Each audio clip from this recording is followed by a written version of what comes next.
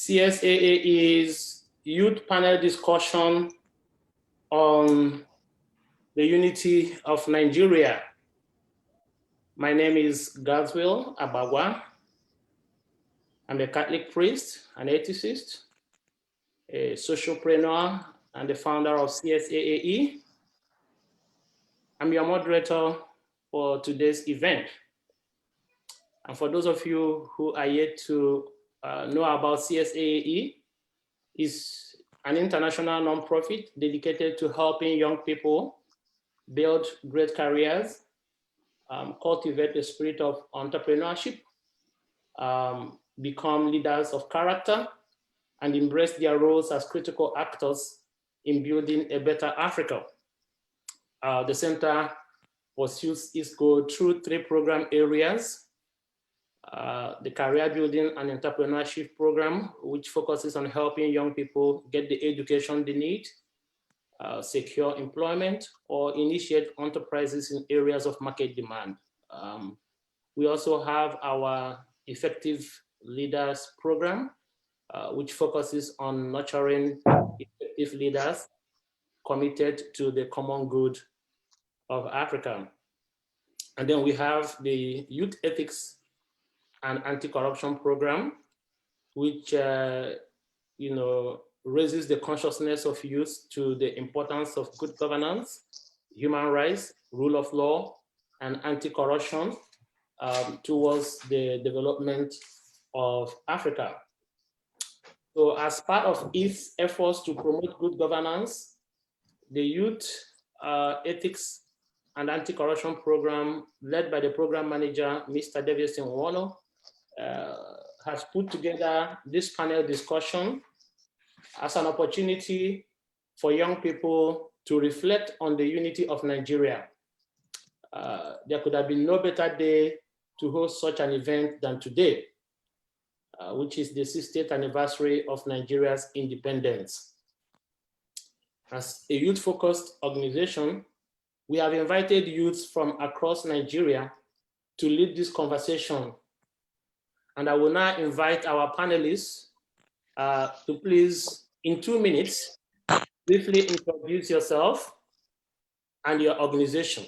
Just 2 minutes. And I'll begin from Darlington Nwauju. Okay. Good morning, Father, over there, and good afternoon, Nigerians, and those listening or watching beyond the shores of Nigeria. My name is Darlington Nwauju. I'm the spokesperson of the Niger Delta Rights Advocates.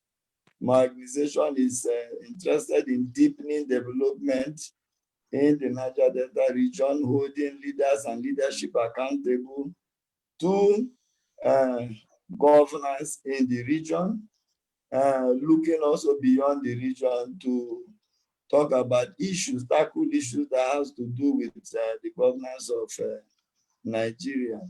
Our organization is more of a movement, not funded by government or anything that has to do with government. And we are out to defend the rights of the downtrodden, the less privileged, the long-suffering peoples of the Niger Delta. That's what the NDRA stands for, and that's what we'll continue to do. Okay, thank you, Darlington. I will invite Armstrong Omijie to please briefly tell us about yourself and your organization. 2 minutes.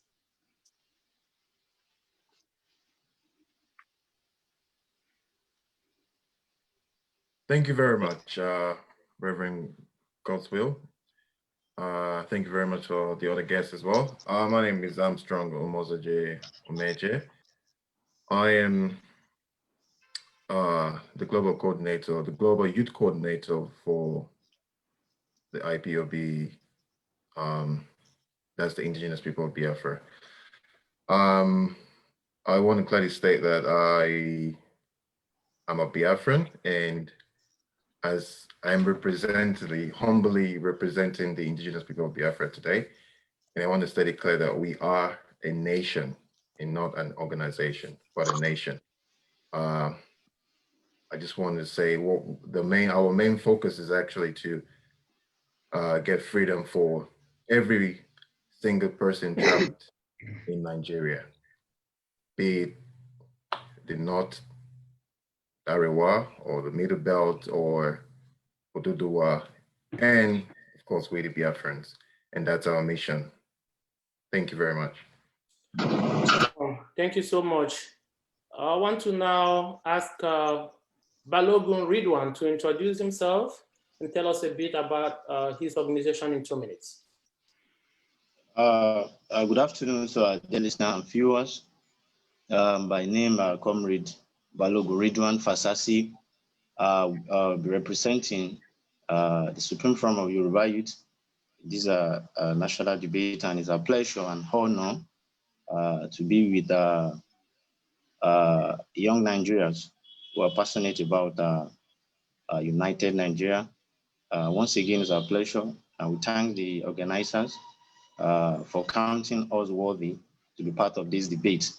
What we do as a movement, as a group, Supreme Forum of Yoruba Youth is a Yoruba Youth-led organization, and what we do is to harmonize and bring together the collective efforts of entire Yoruba Youth to champion cause that are relevant and significant to development of Yoruba people. That is not limited to Southwest region alone.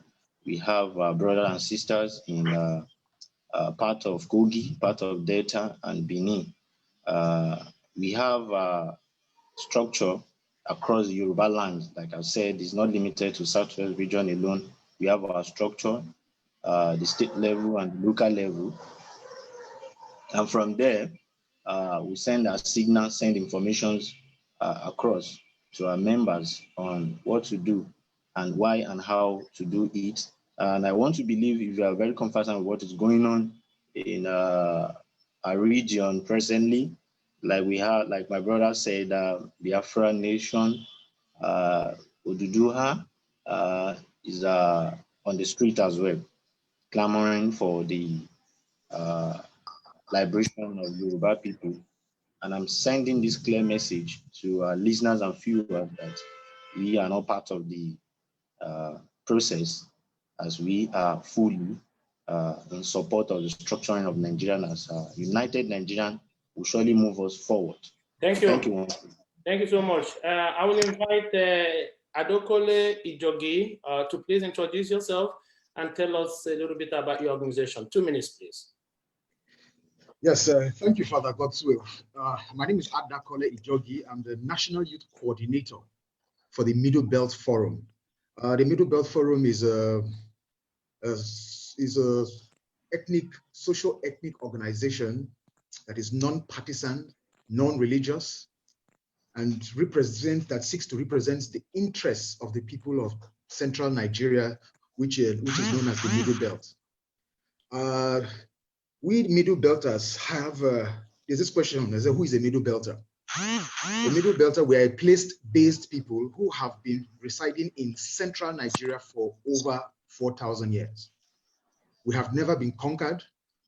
When the jihadists came in 1804, the Middle Belt people stood firm. The Middle Belt region has never surrendered to the jihadists.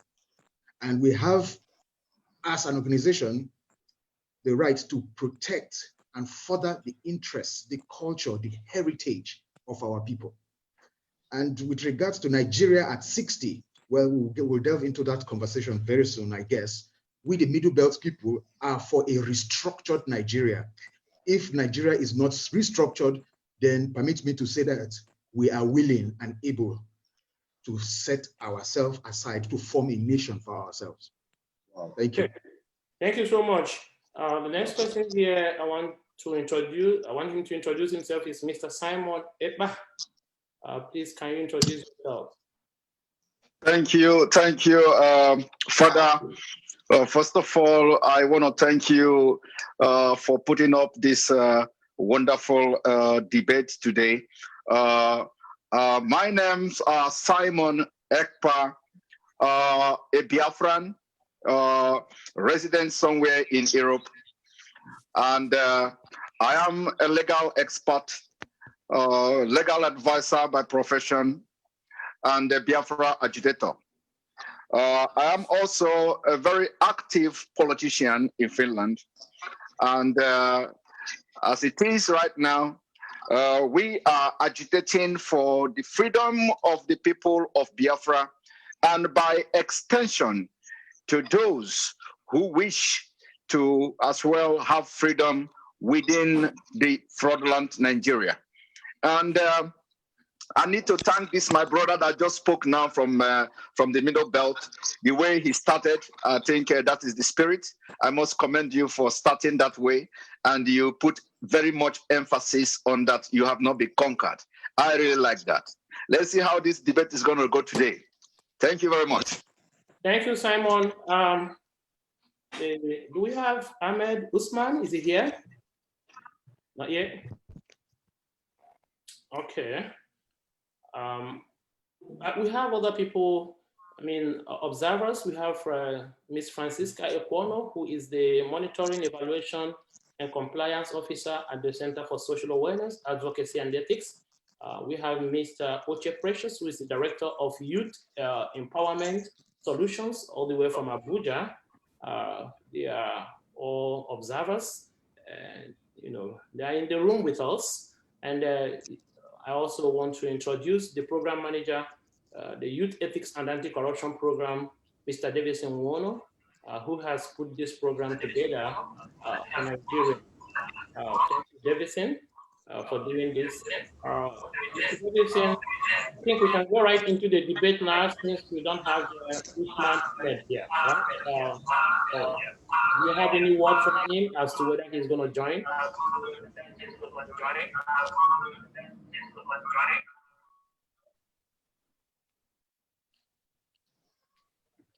Okay, ladies and gentlemen, I will begin with the first question here we have is about Nigeria. Nigeria is 60 today, and I would like to ask each of you how you feel about being a Nigerian today.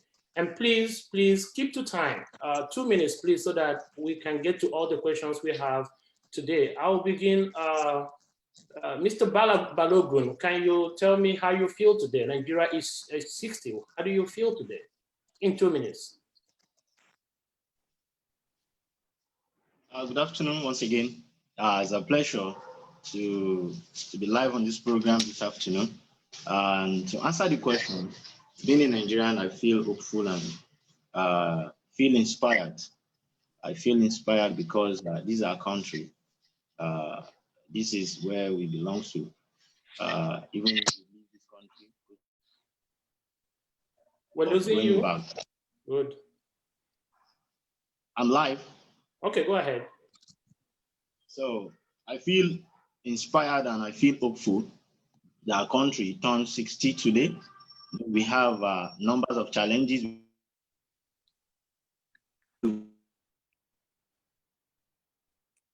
I think we are having some network challenges with Balogun out there. These are common things we have to be ready to experience because we have network issues out there in Nigeria. Balogun, are you back on? We lost you. Okay. Are you back? Balogun, are you back? Yes, I'm back. Good.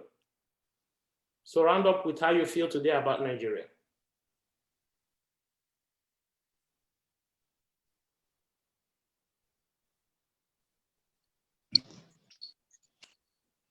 Yes, I'm back.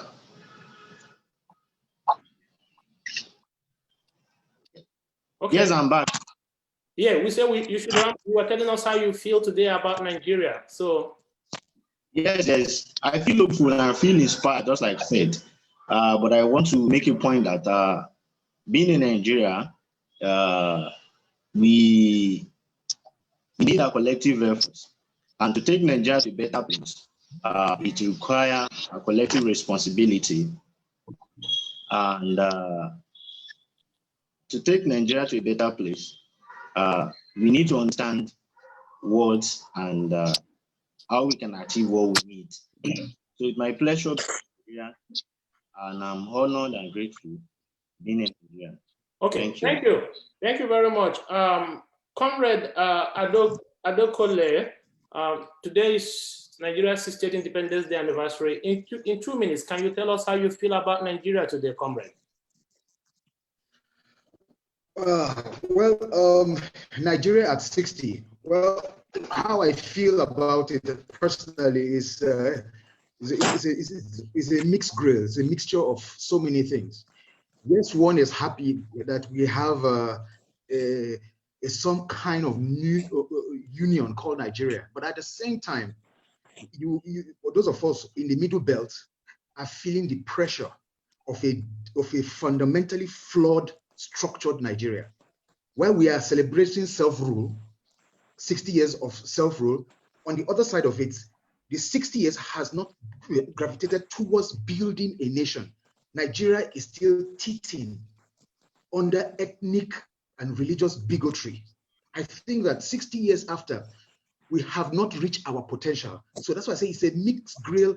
While I don't like trash talking our land and our people, but at the same time, after 60 years, I think that the truth have to be spoken about this country. And the truth is that Nigeria was built on faulty foundations with poor national cohesion, ethnic sensationalism, bigotry.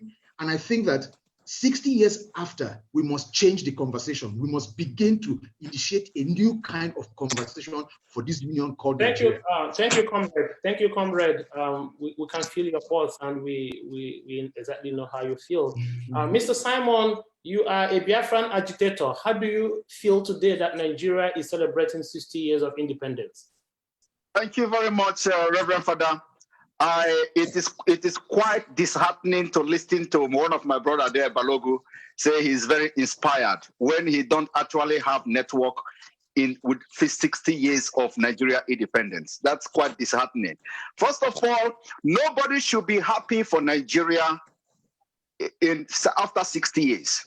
As I'm talking to you today, Nigeria has become #3 terrorist country in the world. Why are you going to be happy or feeling inspired when you have found yourself in a country where killings and ethnic cleansing has become the activities of the government of Nigeria? Today, after 60 years, the government of Nigeria are sponsoring ethnic cleansing of indigenous people of Biafra, and the proof and the evidences are everywhere. I don't think anybody is arguing that. Today you have, after 60 years of Nigeria, United States of America placed traveling ban on Nigeria. Today, because of our diversity as Nigeria, you can no longer travel anywhere in the world without being insulted in any port of entry all over the world. So why would somebody come here and say he feels inspired? Inspired about the killing of generals in Nigeria Army, inspired about the ambush happening every day in Nigeria, inspired about the rape of our children, inspired about the rape of our women, inspired about the chopping off heads. What is it that inspired someone about Nigeria? After 60 good years, we can no longer have freedom. There is no free movement in Nigeria for the Nigerian people. Okay. People who are famine. So the reason why I am not happy with Nigeria at 60 are numerous and many. Thank you, Simon. Thank you, Simon. We can feel your anger. And Mr. Darlington, Nigeria is 60 today. How do you feel, Darlington? Well, Father, thank you very much for this platform. I believe that if we are going to have a meaningful conversation, then we must refrain ourselves from, attacking the opinions of individuals. We would rather do better if we sell our own, or market our opinions. This is a platform to market our opinions.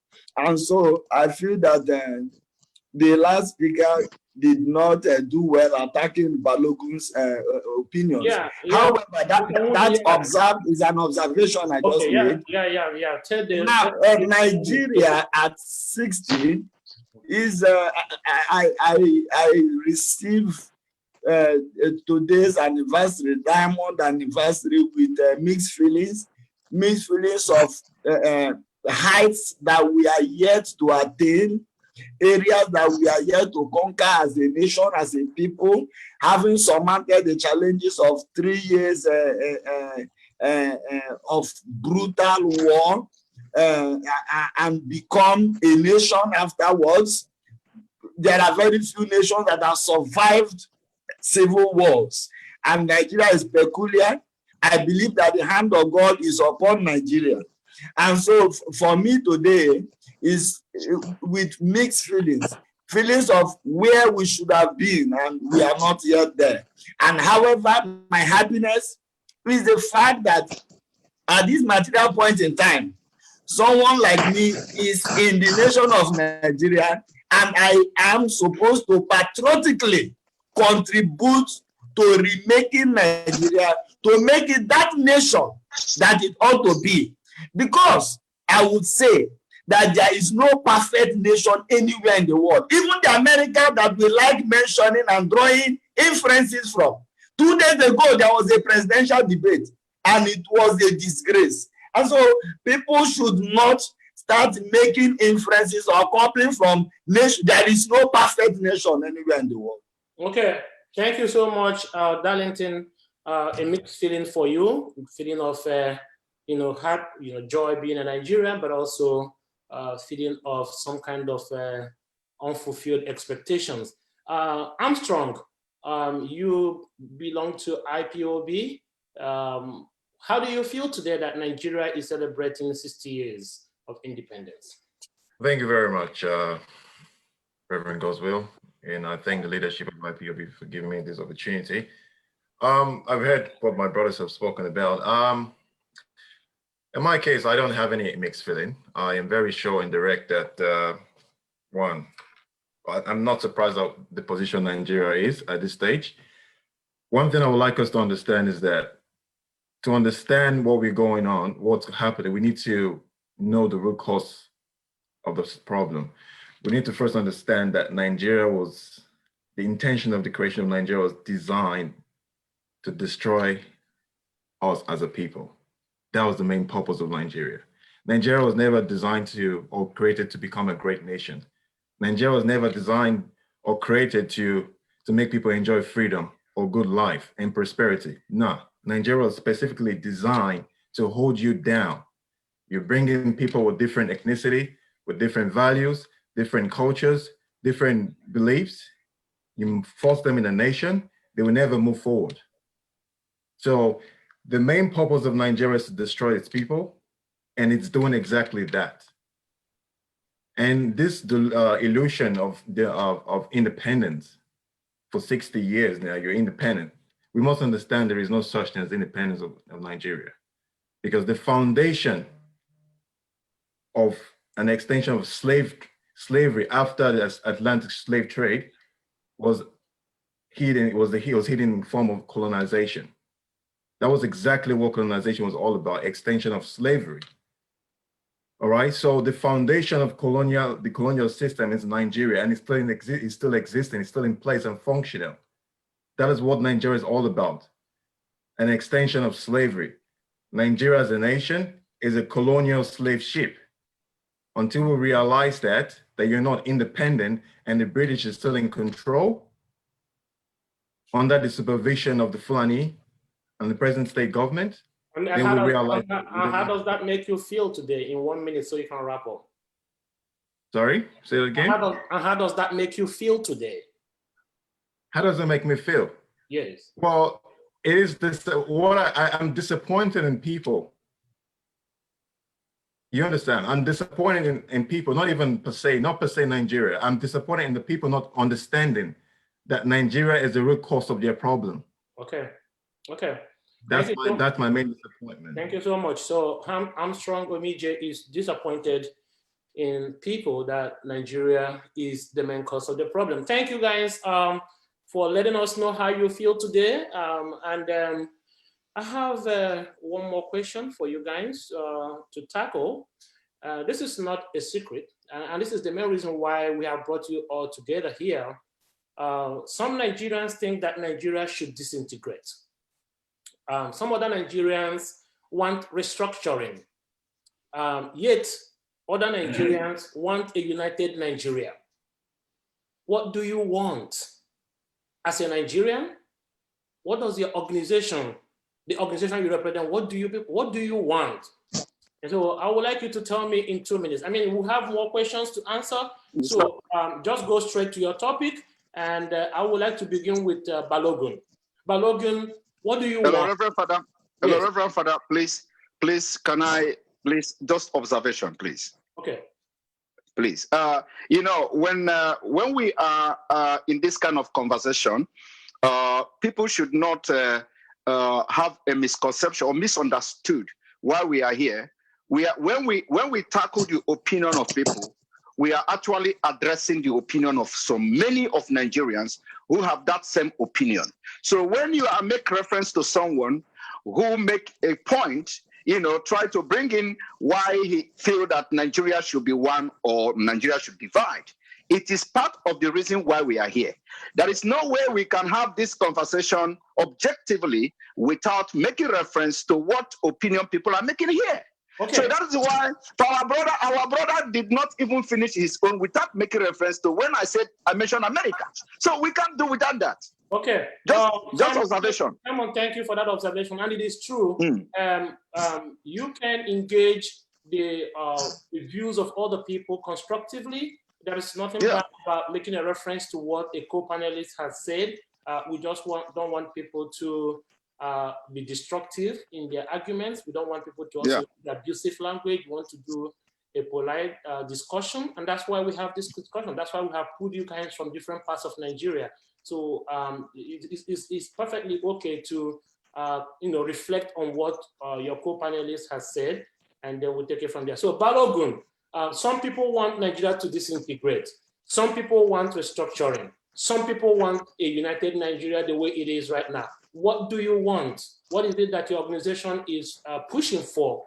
And just in 2 minutes. And like I said, we have more time to explain more. So just tell us what you want and why you want it and what you're pushing for. Mr. Balogun. Thank you so much. I would like to compliment what my co-panelists have just said, and that is Mr. on how this debate should be placed on objectivity. And by so doing, that's what will give us the expected results. I want to believe whatever we discuss here will be placed on a global domain, will be placed on our dailies.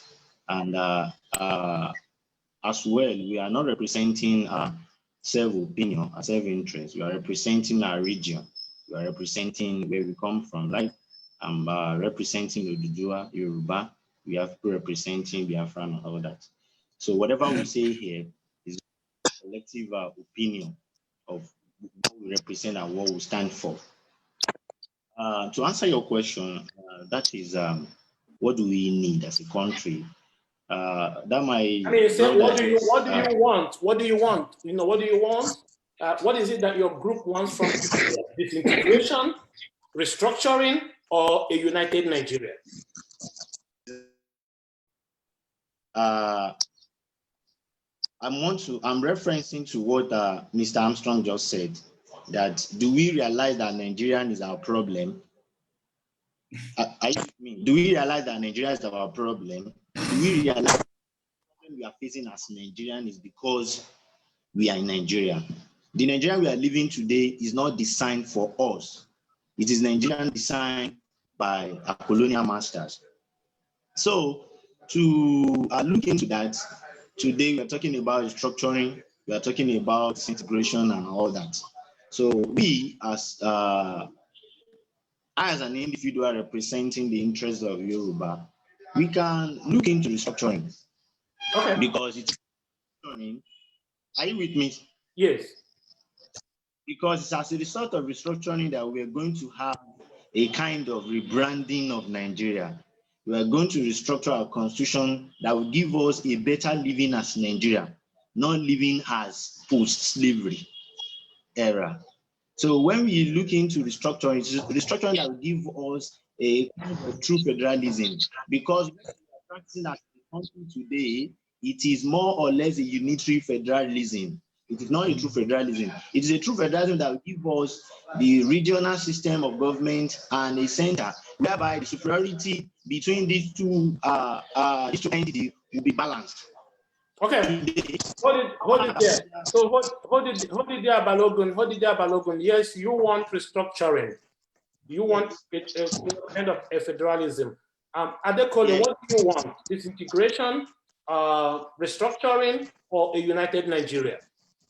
You will not allow me to answer my question. I'll get back to you, Balogun. Balogun, I'll get back to you. I'll go back to you. Just hold your comments there. I'll get back to you. All right. Thank you for the Godswill. I think that we have been going around in circles with regards to the nation called Nigeria. I think that without restructuring, rearranging the union in Nigeria, Nigeria will certainly disintegrate. It's a known fact. There are agitations from the Niger Delta, agitations in the Oduduwa, agitations in Biafra, in the Middle Belt. The only people seem to be comfortable is the Fulanis. And I think that when we say restructuring, when we talk about restructuring, and we have to look at restructuring in the whole aspect of it. And I tell you what, that Nigeria today, we have to engage three things: restructuring, reformation, and the very, very critical one of reconciliation. Okay. Is a nation broken? Is a nation broken? Father, this is less than 2 minutes. This is less than 2 minutes. We'll get back to you. We'll get back to you. I wanted to get this bullet point of what you want, and then we'll get back to you to expatiate more on what you want. Now, but from what you have just said, you want restructuring, you want reformation, you want reconciliation. We'll get back to you. We have more questions here, but we just want want our viewers to know exactly what you and your group want from Nigeria. And like Balogun just said, he and his group, they want restructuring, and you too, you want restructuring. Now, there's much more to restructuring than you have said, and we're going to talk more about that in a minute. But let's hear from Darlington Nwauju. Darlington, what do you want? What is it that you want? What is it that your group wants? Do you want disintegration of Nigeria? Do you want restructuring, or do you want a united Nigeria? We want a united Nigeria where in leadership will add value to the lives of the people of Nigeria. We want a Nigeria united, wherein there will be an enabling environment for people to ventilate their God-given talents and contribute to national development. We want a Nigeria where leadership is service. Okay, thank you, Darlington. You want a united Nigeria. Armstrong, yes, Armstrong, do you want Nigeria to disintegrate? Do you want a united Nigeria, or do you want a restructured Nigeria? Thank you for asking. I just want to before I give you my straight answer, I want to say, let's remember that the amalgamation of Nigeria was actually done in the 1st of January 1914. And if you're literally counting Nigeria, if you really want to know how old Nigeria is until present day, you're talking about probably over 104 years or 105 years. So Nigeria hasn't worked for over 100 years, over a century. And we tried restructuring. Biafra tried restructuring. In 1970, 1967, it led to the death of over 5 million people. So we've tried that before. We're not going to try it again. So we want complete disintegration of that. Thank you, Armstrong. Thank you, Armstrong. You want disintegration of Nigeria. Simon, what do you want from Nigeria? Do you want disintegration, you want restructuring, or do you want a united Nigeria? I want a complete disintegration of Nigeria. And with a lot of reasons I'm going to give, I'm going to, first of all, make reference to what my brother Armstrong have said. The people that are clamoring for restructuring of Nigeria are ignorant of Nigeria. Because you need to know the history of Nigeria, study the history, follow Nigeria from 1914 down to 1970 up to 1995. We had Abori Accord, we had the Babangida or Abacha also constitutional amendment. We now have what we call the 2014 National Confab. These are all restructuring. The point now is that it is late. Time for restructuring Nigeria is late. During the time people were clamoring for restructuring of Nigeria, we had no Boko Haram, we had no ISIS West Africa, we had no Asaro, we have no Fulani bandits, we have no herdsmen, and today we have all those things. How are you going to live in a restructured Nigeria with terrorists? I will come to detail on that. Okay, thank you very much. Thank you very much. So we have had the oppositions. What do you want? And I want us to dig deeper into this, your desires. I want us to dig deeper into why you want, because restructuring also has many nuances. Disintegration also has many nuances. We are going to worry about how we restructure. What kind of restructuring do we want? We're going to worry about if we disintegrate, how many countries should emerge from Nigeria. I go back to you, Balogun. You want restructuring. Tell me what you mean by restructuring. What kind of restructuring do you want in Nigeria? Do you want the total true federalism that we have, the kind of thing we have in the United States, where every state has resource control and then devolution of power from the federal to the state?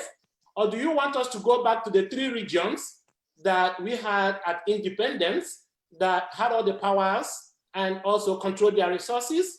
Or do you want us to restructure along the current 6 geopolitical lines we have today in Nigeria? And what do you think? How do you think that this restructuring would help the development of Nigeria? Armstrong, now you have 3 minutes to talk.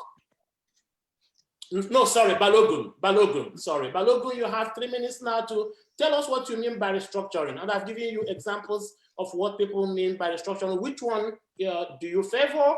And why do you think so? And how do you think this will make Nigeria a better place? Yeah, thank you, Moderator. I think I've been trying to talk about how we want to achieve this restructuring of the thing. But before I proceed, I would like to make a comment on what my brother just, my brother from Biafra.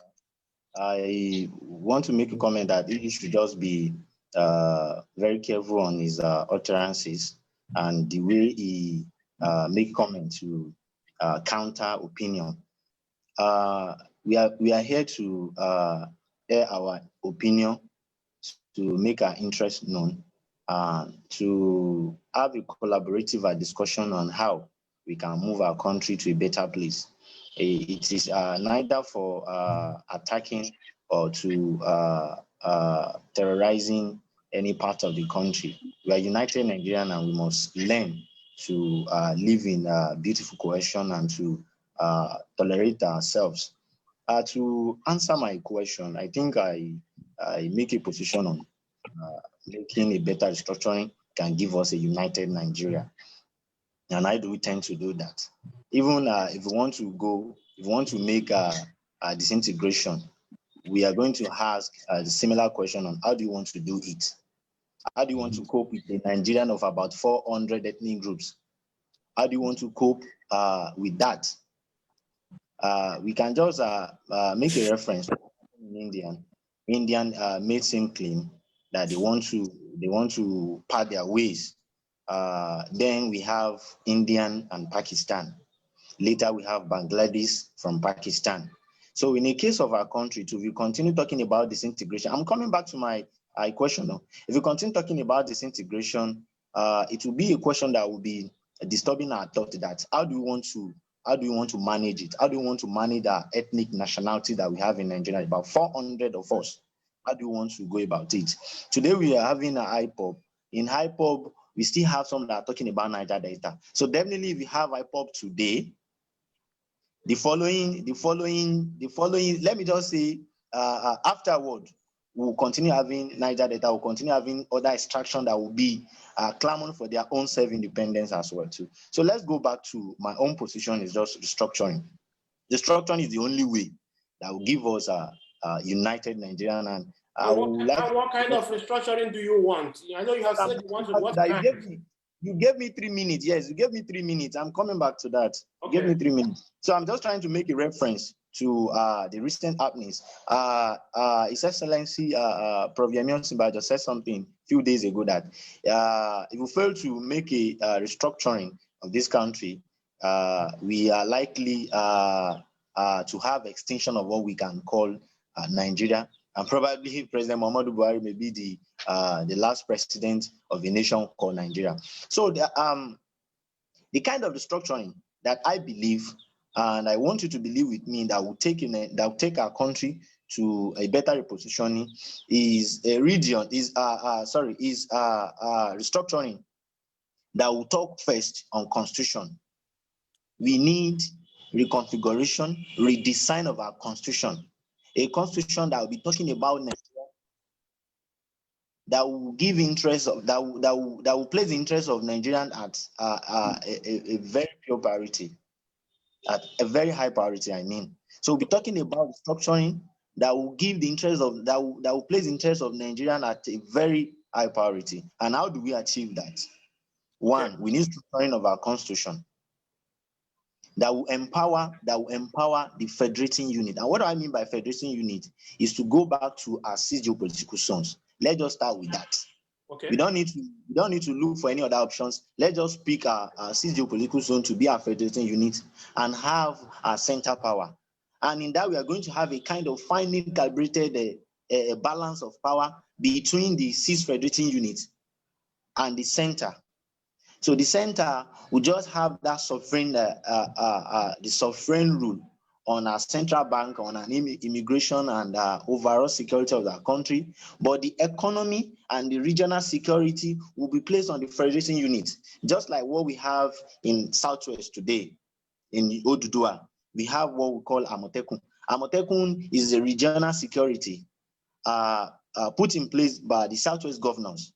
So what we want to use that is just a measure to complement the efforts of the national security and to have a desired security architecture in place, not not other. Okay, Balogun, let me ask you more questions. Now you're coming that you want 6 regionals, you want Nigeria to be restructured into the current 6 geopolitical zones. And yes, there are and we have this power. Yes, there's a geographical issue here, but there is also a power issue here, but there's also a resource control issue whenever you talk about restructuring. Now, yes, in your vision of a restructured Nigeria, would you want the 6 geopolitical zones to control their resources, control whatever that comes from their zones? That is exactly my point. That's where I'm driving at. When we have our geopolitical zone, I said it will be the federating unit. And what I mean by that federating unit, they will be the one that are controlling their security. We are going to have in place a regional police. We are going to have a regional economy, whereby each of the federating units, the geopolitical zone, will be in charge of their resources. All the just expected from them is just % of whatever they realize from the zone being sent to the federal power, being sent to the center, just to maintain and to be the running cost of the center, so that the center will not be weak. We'll have the center and we'll have the federating power. The superiority will be maintained. One will not be weak. One will not be weaker than the other one. I mean, so when we have that kind of restructuring, I think we are expecting a better and a united Nigeria. Okay, is this your personal opinion, or is it also the position of your group? That is the position. I said earlier on that whatever we discuss here is not our personal interest. It's the interest of the zone, is the interest of the region we represent. So this is the collective opinion, and in line with my own opinion too, that restructuring is the only way that can give us, a united Nigeria. Okay. And Thank you so much. Thank you so much. Adakole, Balogun wants a Nigeria restructured into the current geopolitical zones with resource control and with devolution of power to the zones. You also want Nigeria to be restructured. What do you want? Do you want Nigeria to be restructured into the current geopolitical zones? Or do you want us to go back to the independent 3 regions? Or do you want us to restructure based on states? And how much power do you want the federal government to give to the zones or regions? And what do you think about the resource control when it comes to restructuring? Adakole. Okay, thank you for the Godswill. While I agree with most of what my brother Balogun has spoken on about restructuring, I will differ slightly. And I also, just to, on a lighter note, tell my brothers from IPOB that if Nigeria disintegrates, my brothers in the southeast will be the one that will be most hit, because the Igbos are the most mobile and the most nomadic of all Nigerians. Everywhere you go, from Maiduguri to Damaturu, down to where you always find Igbos, and they have invested heavily. I stay in Abuja. I live and work in Abuja. The Igbos have invested heavily in properties and things in Abuja. I think that my brothers from the southeast should be talking about restructuring. Now, the structure, we need 3. Restructuring is one thing. Anybody that tells you they don't understand or it means different things, Jesus doesn't mean the same thing to everybody. So of course, restructuring means different things. But the truth is, restructuring is 3 things: political restructuring, economic restructuring, social restructuring, and Balogun mentioned about the constitution. Of course, the problem with the agitations that you have from IPOB in the southeast and all is about equity, fairness, and justice. Now, yes, the Nigerian structure is defective. My brother Armstrong made reference to that. Since 1914, it hasn't worked. It has been killings and all of that. Yes, I agree. This is time for us as ethnic nationalities to come together and agree on the form and the structure of this country. It is not anybody, it's not Fulani that is going to give us. No, we own this country. My parents, my great-grandparents and forebearers fought and owned the land that we're in. So it is our land. If we want to surrender it to Nigeria, then we have to talk about what kind of Nigeria. And I disagree slightly with my brother Balogun with regards saying that the geopolitical zones should be the federating unit. I think that the Middle Belt is too diversified for that. In the Middle Belt region, for avoidance of doubt, is Benue, Plateau, Niger, Kogi, Kwara, Nasarawa, Adamawa, Taraba, Southern Kaduna, Southern Kebbi, Southern Borno, Southern Yobe, Southern Bauchi, Southern Gombe, and FCT. So you have Middle Belters in the northwest in Southern Kaduna. You have Middle Belters in the northeast, that is Southern Yobe, Southern Borno, Southern Bauchi, and Southern Gombe. So for us, I think that the restructuring, the restructuring of the form of Nigeria should restructure into 6 geopolitical zones. We already have 3 geopolitical zones in the south. In the north, break the north into 2 other, add 2 more geopolitical zones for the Middle Belt areas, because the Middle Belt region occupies 53% of Nigeria's total land size. The state of Benue alone is bigger than Calabar and Akwa Ibom put together. So when we talk about restructure, we're saying it should be for 6 geopolitical zones, and of course the 6 regions, and those regions should be the federating units, with their own taxes, with their own laws, with their own constitution. They will pay a stipend to the center, just like Balogun mentioned. The center should only take care of defense, foreign affairs, currency, and things they should have. The regions should have their own state police, because a simple thing like Sharia, for instance, if we restructure according to geopolitical zones, most of my people are not Muslims. So if you say that it should be in the geopolitical zone currently constituted, what do you think the killings and the carnage in Southern Kaduna are facing? My brothers in the Southern Kaduna, is the religious conflict. So to liberate my brothers in Southern Kaduna, we need to engage more and define it clearly, that restructuring of this country, we have to define the regions and boundaries. Because, I mean, while I appreciate Armstrong and what he has been talking about, we in the Middle Belt are the most hit. The carnage in Agatu, killings in Agatu, the killings in Vandikia, in Southern Kaduna, the bloodbath in Southern Kaduna, the kidnapping of the Chibok. Chibok is in the Middle Belt region. So we are the ones that are most hit. There are other different things that they're saying about, people are talking about the reason for the insecurity in the Middle Belt, and in fact, in Nigeria. But what we are saying is, let us restructure this country in a place that ethnic nationalities will decide what the form and structure of this country is. After we do that, we write a fresh constitution of this country. Even my brothers in IPOB, what are they seeking for? Is justice, equity, and fairness. The Igbos are the most industrious of us Nigerians. So if they get equity, fairness, and justice, I want to call Armstrong, I want to call him a Biafran Nigeria. I want to call Balogun Odudua Nigerian. No, I'm so sorry. I will stop you there. Niger Delta Nigerian, just like you have in the US. I'm so sorry. Okay, hold on, Armstrong, hold on, I'll bring you in.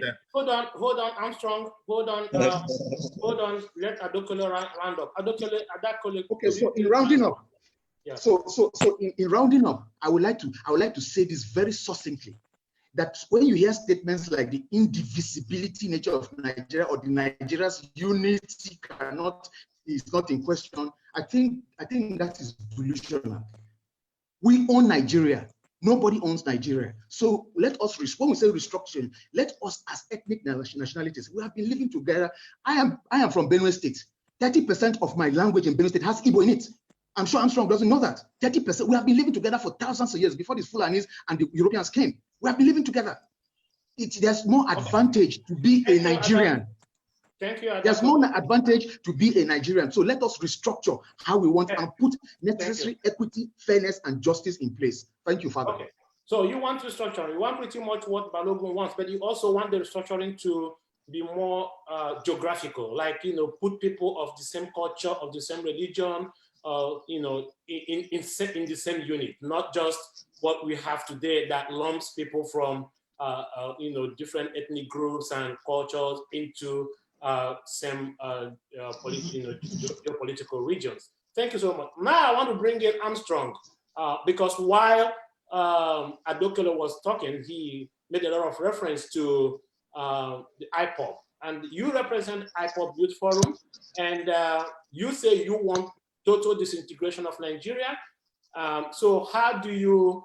How has what Adakole said resonate with you? And why do you want disintegration instead of restructuring? All right, thank you very much. First of all, I want to point certain things. I need to clear this out of first before I proceed. First of all, there's no Biafran. There's no genuine Biafran that knows his history, his or her history, that will identify as a Biafran Nigeria. Secondly, I understand that there are Igbo-speaking communities in Benue, and they've been living there for thousands of years. I know that. I'm fully aware of that. All right, let me proceed now. Why nothing is going to work under Nigeria, under the umbrella of Nigeria? We must understand that, first of all, like our brother said, that they need to restructure that land. His father, his great-great-father, they owned that land for thousands of years. They've lived there for thousands of years, right? That I agree. Fair enough. I totally agree with that.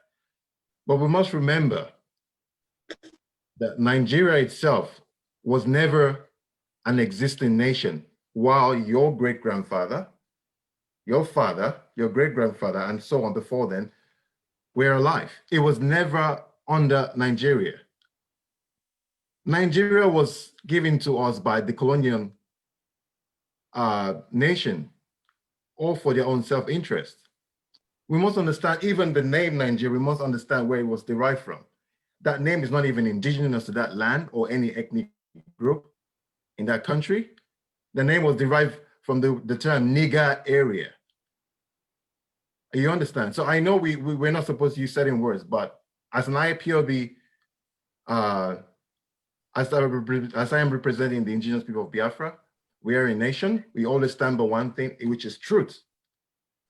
The Europeans came and called you a nigger area, people who live in the nigger area, Nigeria. And that is the name that people are putting on their head and say, this is our fatherland. We need to restructure this land, restructure a country under the foundation that was built under hate, darkness, evil, whose main purpose was to hold you down as a people. You're talking about Yoruba, for instance, now. You have the Yoruba people in present day Nigeria. You have the same Yoruba people present day Togo. You have Yoruba people in Dahomey, Benin Republic. You have some of them in Ghana.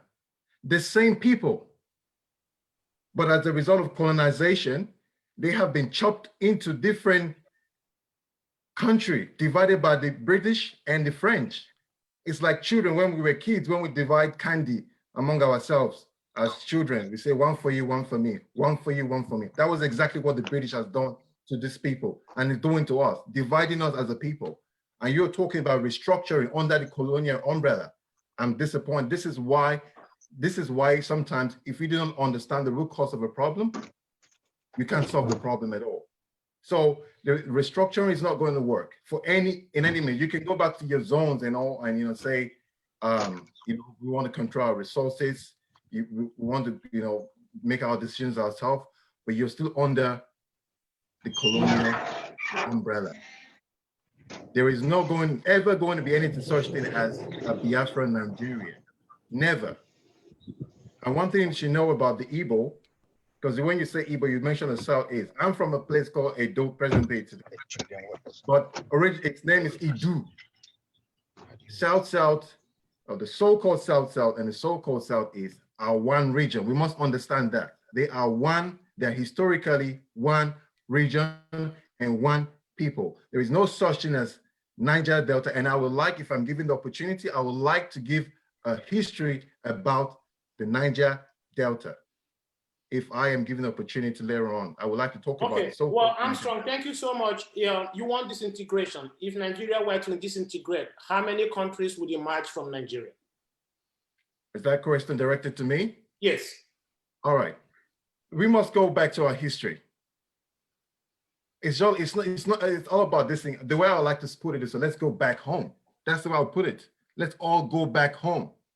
Why can't the Oduduwa nation all unite with their people in Togo, part of them in Ghana and Dahomey? Why can't they do that? That was how God created them. Why can't you have the Arewa nation, the Middle Belt, unite with the people in Northwest, Northwest, North South, and all that? That's the division. All this not things. Those are all the divisions, South, and all that. Now we can have the Arewa nation. We can have the Middle Belt, the Kwarara, I think it's called Kwarara Republic, or whatever. Not too sure. Pardon me.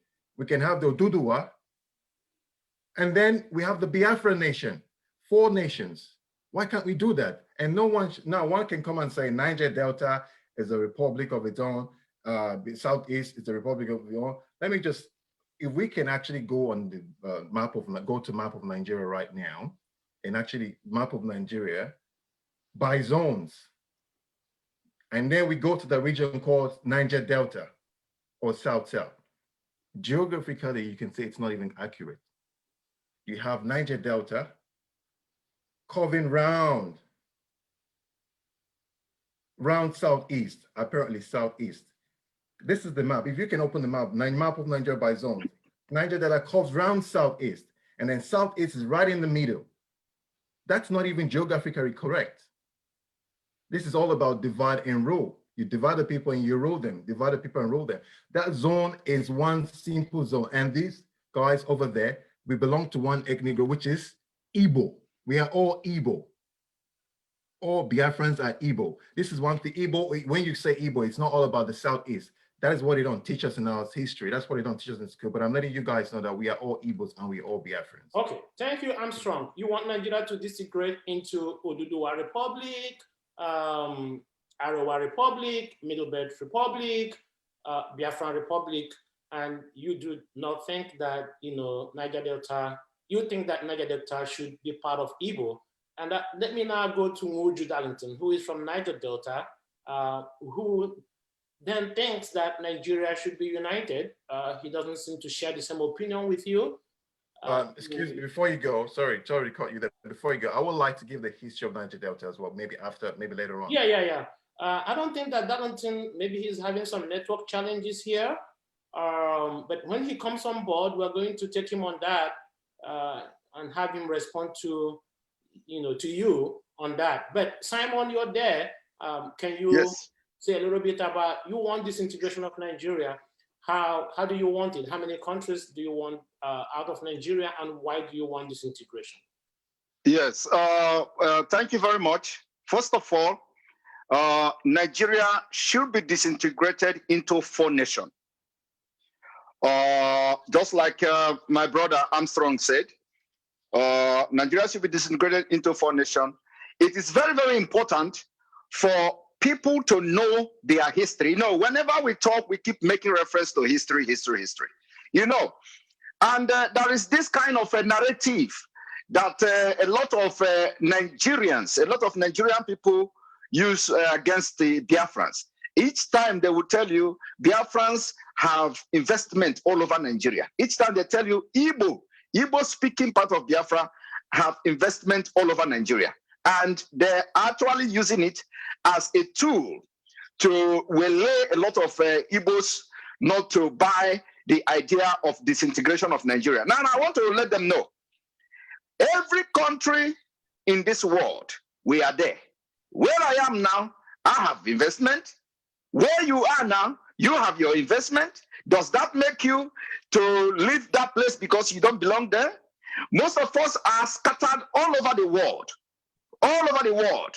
When the Soviet Union disintegrated, a lot of other nations that made up the Soviet Union had investment in Russia. Does anything happen to their investment? We have told them, so many times, when Nigeria disintegrates, every investment of any Biafran must and will be secured. That is number 1. So it is not a barrier that Igbo speaking part of Biafra have investment all over Nigeria. It has absolutely nothing to do with our disintegration. Another thing is that our brother mentioned about killing. I'm talking about our brother from the Middle Belt. He continued to mention about killing, and killing. And the question he refused to ask himself is, what is leading to that killing? What is the reason for the killing? That is what they don't know. Only if they know the reason for the killing, they will not be talking about restructuring of Nigeria, because there is a reason behind the killing, and I'm going to tell them the reason. The reason behind this killing is the ethnic, the land grabbing and the conquest of Nigeria. That is the reason behind the killing. So how are you going to restructure Nigeria of today when you already have a particular section of the country with 7 terrorist groups? And the terrorist group have one agenda. The agenda is to set up Islamic State. And as I'm talking to you now, the 12 northern states in Nigeria are already practicing Sharia law. So when you talk about restructuring Nigeria, how are you going to restructure the terrorist ideology? That is a question to them. Because the time we were talking about restructuring of Nigeria, there were no terrorist group as it is now. The time Nigeria were talking about the restructuring of Nigeria, the terrorist attack has not been defined. The terrorist motive has not been defined as it is now. So now it is clear that they are out for Nigeria and the southern Nigeria conquest. The conquest of the southern Nigeria, the conquest of the Middle Belt. So anybody that is talking about restructuring of Nigeria must answer this question. How do you restructure the terrorists? How do you restructure the 7 terrorist group in the north? And I want to advise my brother from the Middle Belt. First of all, he should know that he don't belong to North. Today, there are governors in Middle Belt, they belong to Northern Governors Forum. That's a fraud. That's a scam. And if he's talking about restructuring, he should first of all begin to tell truth to his governors that the Middle Belt shouldn't belong to Northern Governors Forum. They should have their own Middle Belt Forum. So when they are committing these atrocities in Benue State, when the killing and the genocide is happening in Benue State, Governor of Benue State will go to Northern Governors Forum, where they will torture him with a physical, verbal attack. They will put pressure on him. They will compel him not to even come against the killers of his people. At the end of the day, they came and apologized to people of Benue for ethnic and genocide. That never happened anywhere in the world. Okay. So if he's talking about Biafra, I have not spoken up to 3 minutes. Oh. Okay, well, go ahead. Round up one more minute. So now, how will disintegration of Nigeria solve this problem? The disintegration of Nigeria will disintegrate the interests of the terrorists. The terrorists are only in one region. Why are they terrorizing Nigeria? They are terrorizing Nigeria to grab our land. How will the disintegration solve the terrorist problem? It will solve the terrorist problem because when you disintegrate Nigeria into four countries, every country that emerges from Nigeria will protect their border against terrorists.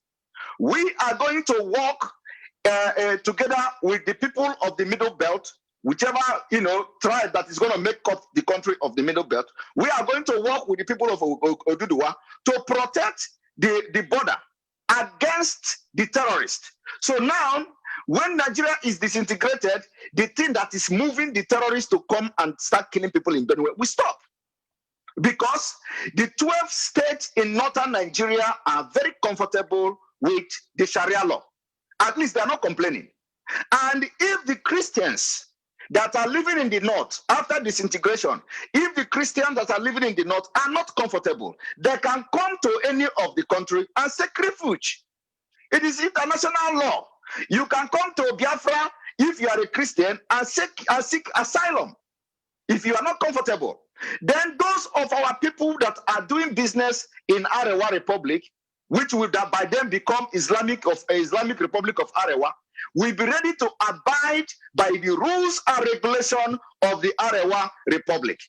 So people should understand this, that when we were shouting for restructuring of Nigeria, the situation has not deteriorated the way it is today.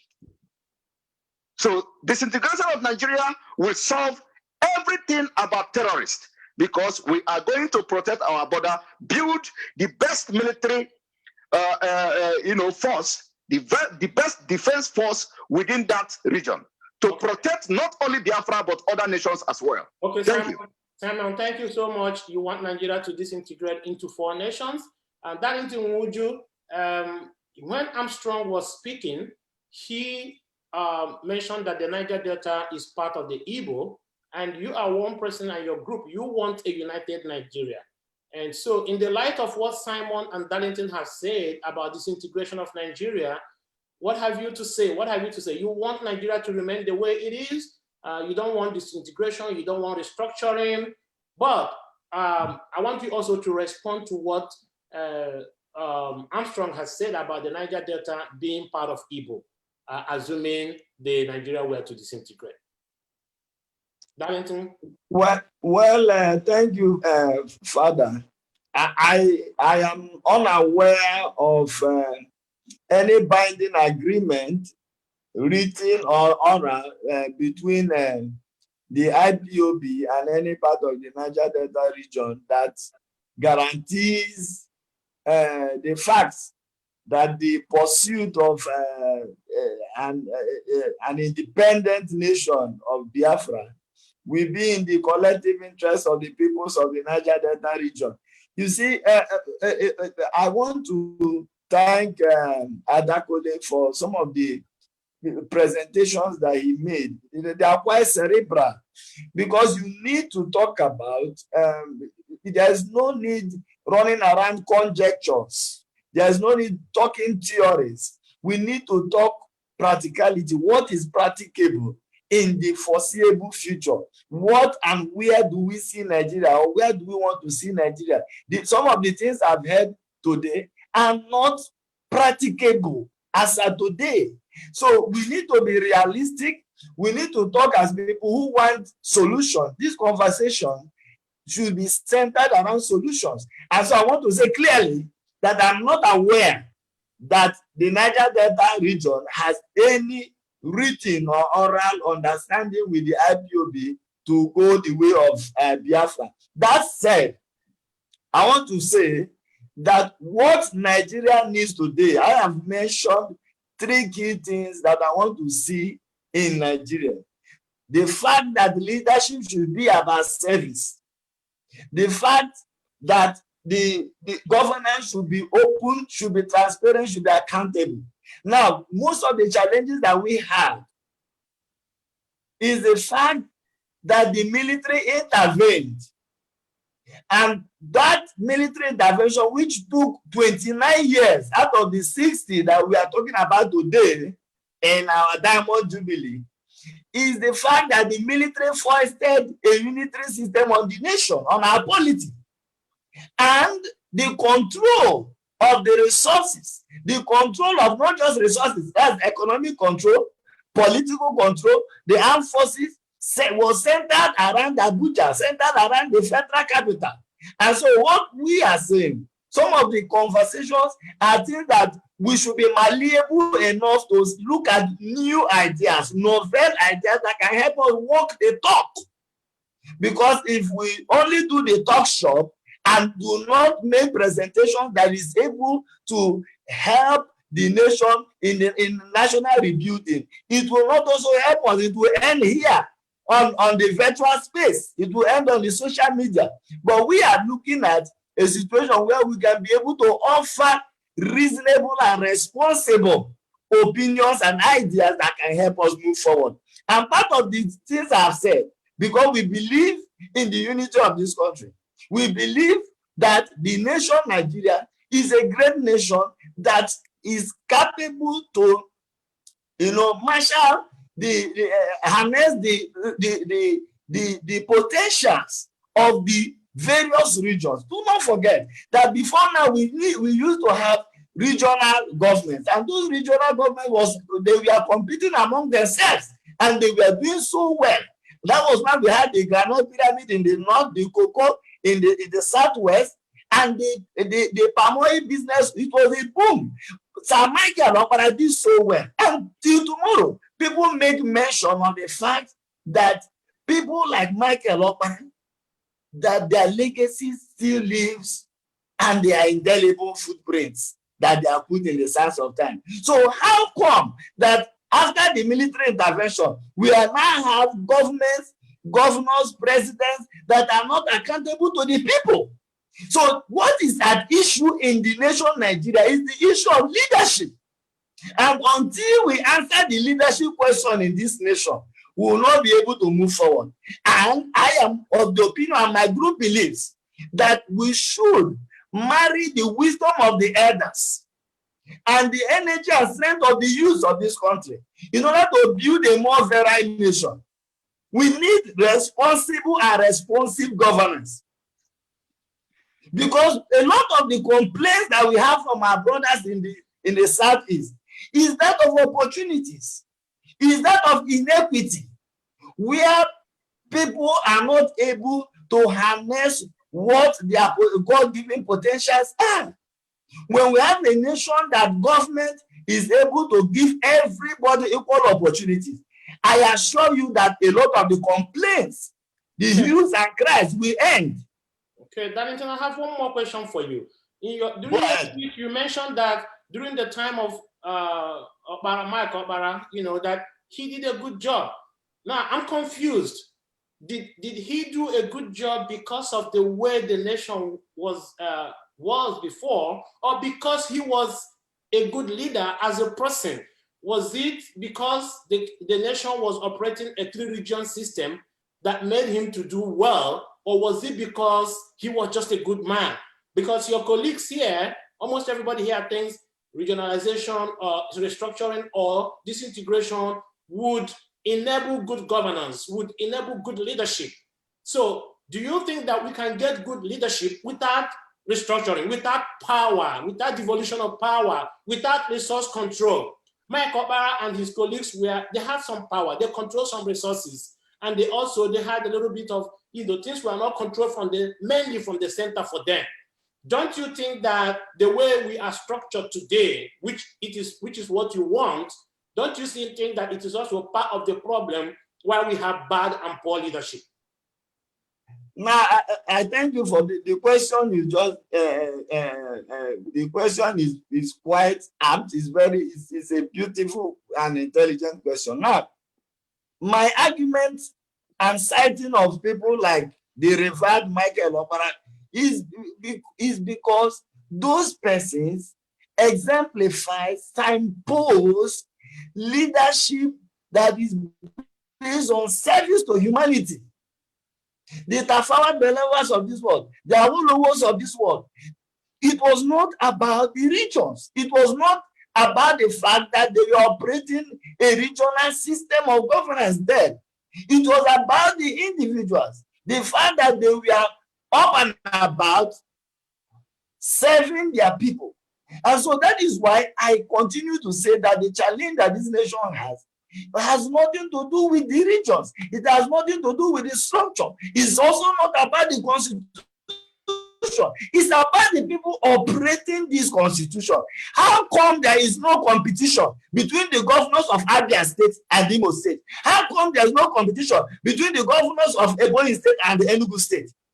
Have you seen the state of Abia State, Aba, the industrial hub of West Africa?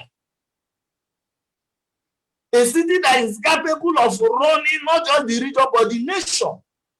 The economy in that area alone is capable of running Nigeria.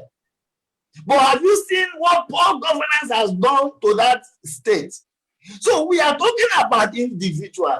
We are talking about leadership. Everything rises and falls on leadership. Even though today, without conceding to the Biafran struggle, if there's a Biafran Republic, will those who will lead in the Biafran Republic, will they fall from the sky? Are they not humans? What sort of governance are they going to offer? And so I am interested in the fact that we should begin to redefine and understand the fact that leadership is at the center of our national calamity as a people. I am not smiling at the state of the nation. I am not at all. I am not happy. Let's take, for instance, what is happening in the Niger Delta. You have a regional interventionist agency that has spent between the time of its creation and today over 15 trillion naira. That is $40 billion. Whereas Dubai, that people go for medical tourism, and people have turned Dubai to their tourist sites today. How much was used to develop and turn Dubai around into a tourist destination? Okay. Less than $12 billion. So it is about leadership, for crying out loud. We must stop deceiving ourselves and understand that until we get the right sort of leadership, we will still remain where we are. Even if we disintegrate, without good leadership. Darlington, thank you so much. Reverend Father, yes, please, pardon me. I'll come back to you, Simon. I'll come back to you, Simon.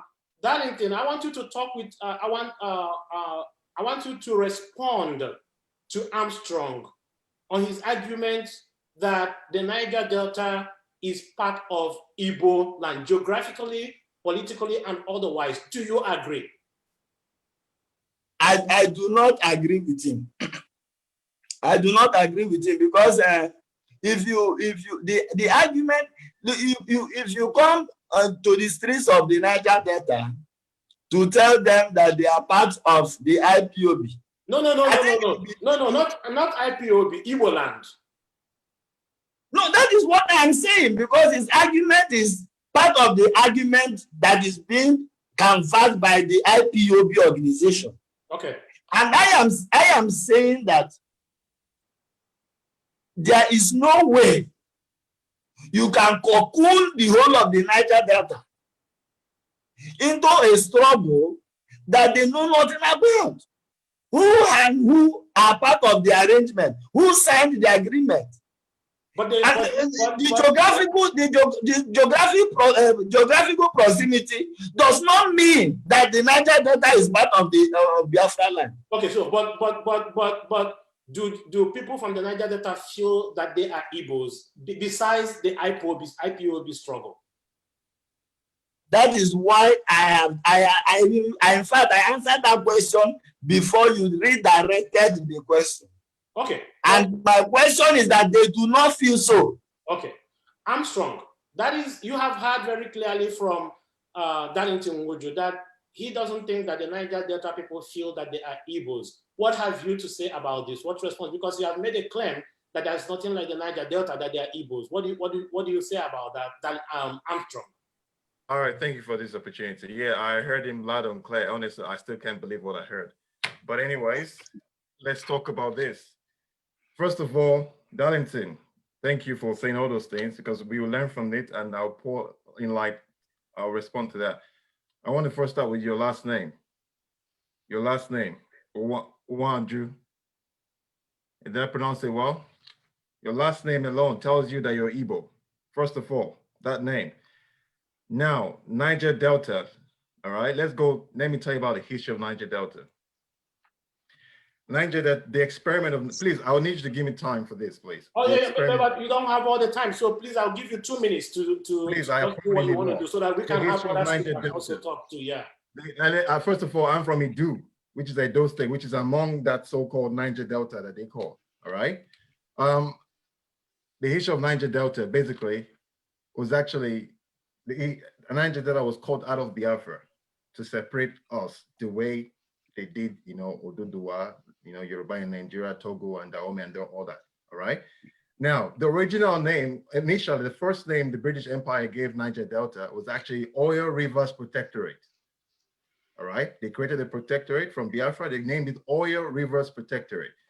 From 1884 to 1893, it was called the Oil Rivers Protectorate. And then it now changed to Niger Coast Protectorate. From 1893 to 1900, it was called Niger Coast Protectorate. They created a flag as well for the so-called Niger Delta, all right? A flag was created.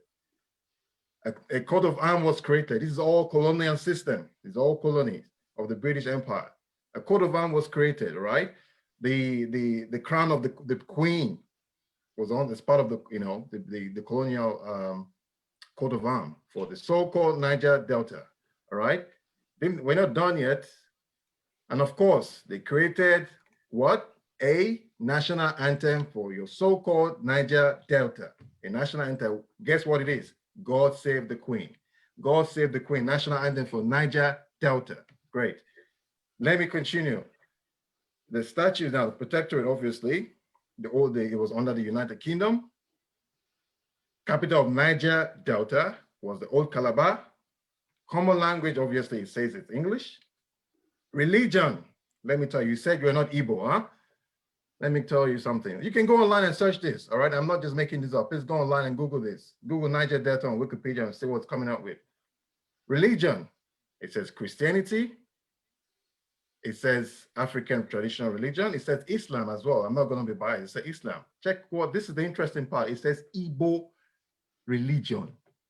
Igbo religion. The same British who created Niger Delta are telling you that you are Igbo, all right? That place is Igbo land.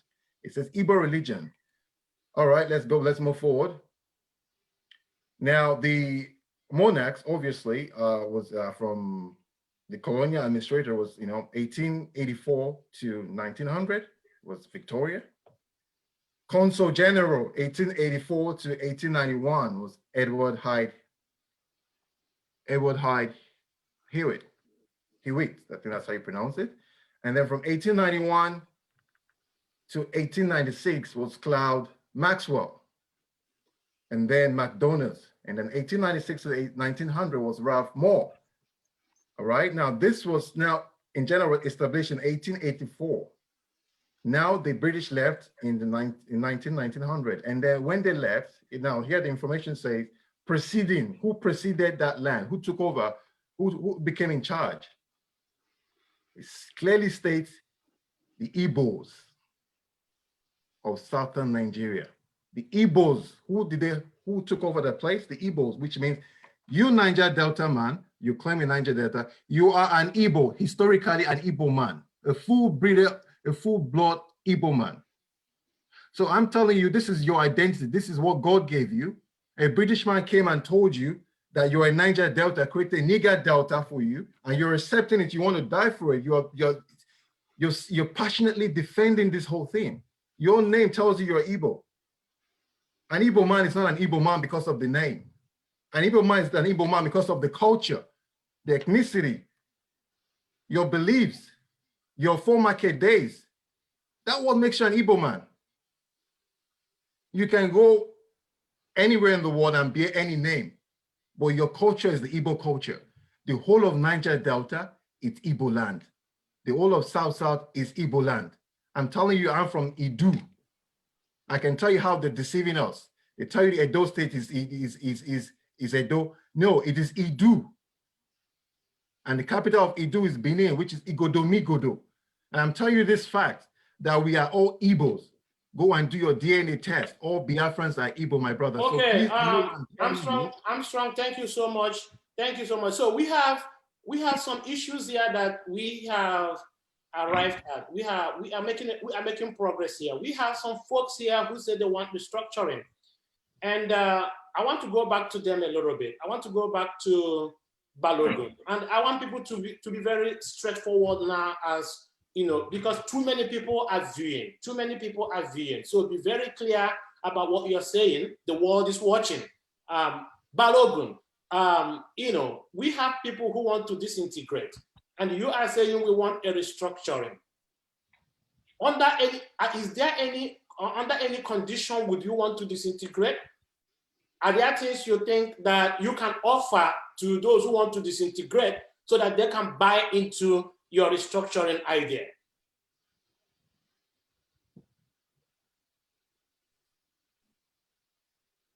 Are we together? Balogun. Balogun, you have to unmute yourself. Let's unmute you. Go ahead. Go ahead. Yes, and by the way, there are demonstrations all over the world today and in the past. Some people from Oduduwa, some groups saying that they want to also go. Are you aware of that?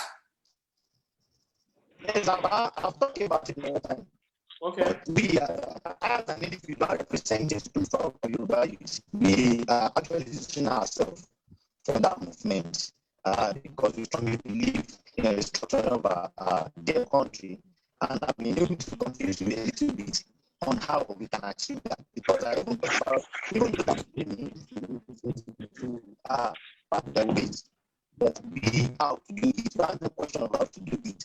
So for those telling me for those of us that are in fully for structuring, we have our own ways and methods. We think this can best be achieved.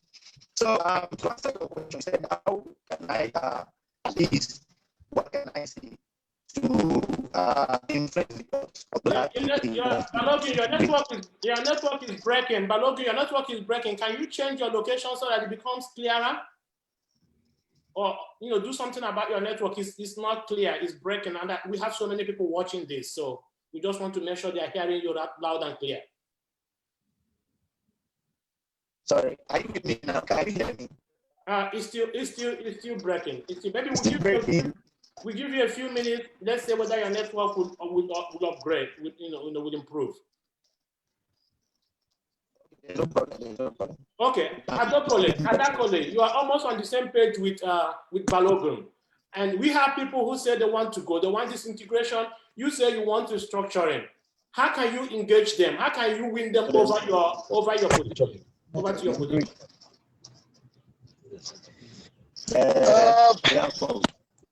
I think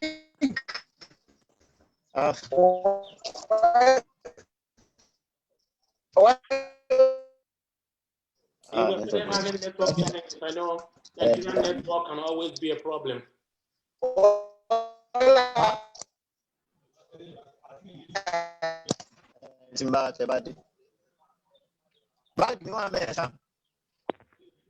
Hello. Yeah, I'm talking to Adakole. Please, can you in 1 minute, let us know. You have people who want to go and they have given you their views, and you have also given your views why you want us to restructure. How can you engage them? How can you win them over to your position? Or do you think that they have convinced you to disintegrate too? Well, I think, in all honesty, for us to get all those people who are agitating for the dismemberment of Nigeria, you should go to the crux of the issues. And the issues, like I said, is equity, justice, and fairness. Some people want a country where a country that will avail them the opportunity for them to express themselves politically, socially, culturally, religiously, and economically. If you have all these things, the thing is not to create a Biafra or to create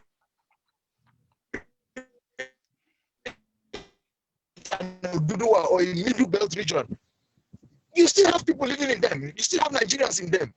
So what seeking the dismemberment of this country is to focus on the real issues of good governance, the real issues of better morality, the real issues of negotiating the terms of our union into Nigeria, the real issues of providing an environment that our children and grandchildren will strive. So I think that if we are on this trajectory and not going, like there's something that people say, that if you keep looking back, you miss the chance that is in front of you. Yes, all these things happened in the past, and I disagree slightly with Armstrong. Some people in the Niger Delta, not everybody in the Niger Delta are Igbos.